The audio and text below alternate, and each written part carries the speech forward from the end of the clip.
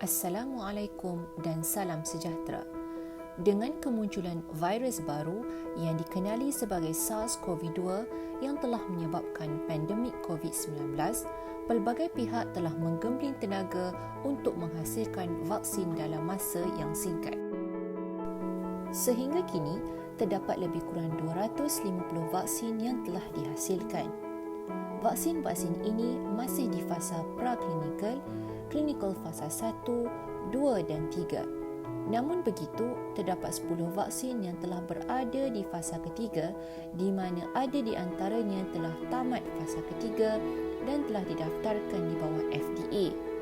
Vaksin-vaksin ini telah melalui fast track supaya ianya dapat digunakan dengan cepat. Vaksin COVID-19 dapat dibahagikan kepada 3 kategori iaitu vaksin mRNA genetik, vaksin berasaskan vektor dan vaksin virus ternyah aktif atau inactivated vaccine. Sekarang, mari kita lihat satu persatu vaksin yang berada di pasaran. Pertama, vaksin mRNA dari syarikat Pfizer dan Moderna yang mana kedua-duanya dihasilkan berasaskan satu teknologi baharu yang menggunakan mRNA asid ribonukleik pemutus bagi menghantar bahan genetik kepada tubuh yang mana akan membolehkan sel tubuh manusia membentuk protein daripada virus. Selepas vaksin mRNA disuntik ke dalam badan seseorang, ia akan memasuki sel. Arahan mRNA dibaca dan kemudian sel membuat salinan spike protein. Dan apabila spike protein berinteraksi dengan sistem imun badan, antibodi terhadap COVID-19 akan dihasilkan. Seperti mana sel dalam tubuh anda memusnahkan mRNA setelah membacanya, perkara yang sama juga berlaku terhadap vaksin ini tanpa meninggalkan jejak di dalam badan.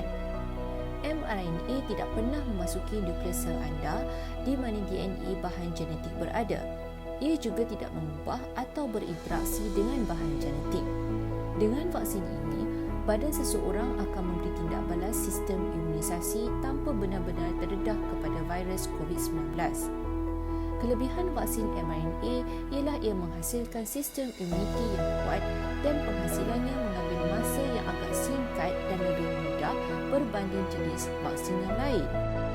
Namun, penyimpanan vaksin ini memerlukan suhu yang amat rendah demi mengekalkan stabilitinya di mana Pfizer memerlukan penyimpanan pada suhu negatif 70 darjah Celsius, manakala vaksin Moderna boleh disimpan dalam tempoh yang lebih panjang, hampir 6 bulan pada suhu negatif 20 darjah Celsius.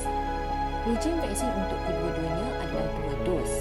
Pfizer selang 21 hari dan Moderna selang 28 hari.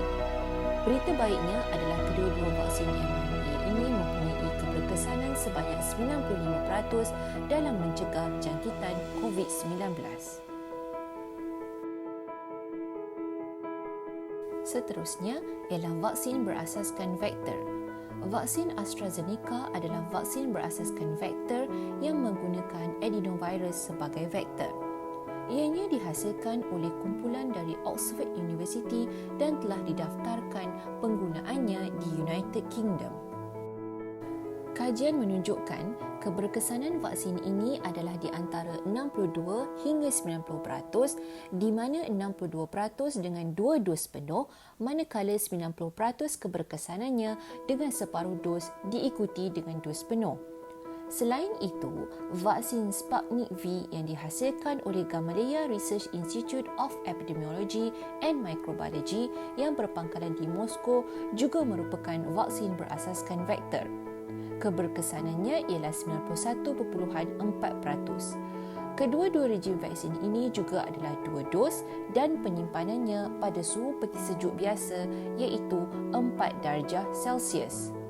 Jenis vaksin yang terakhir ialah vaksin virus ternyah aktif atau inactivated vaccine.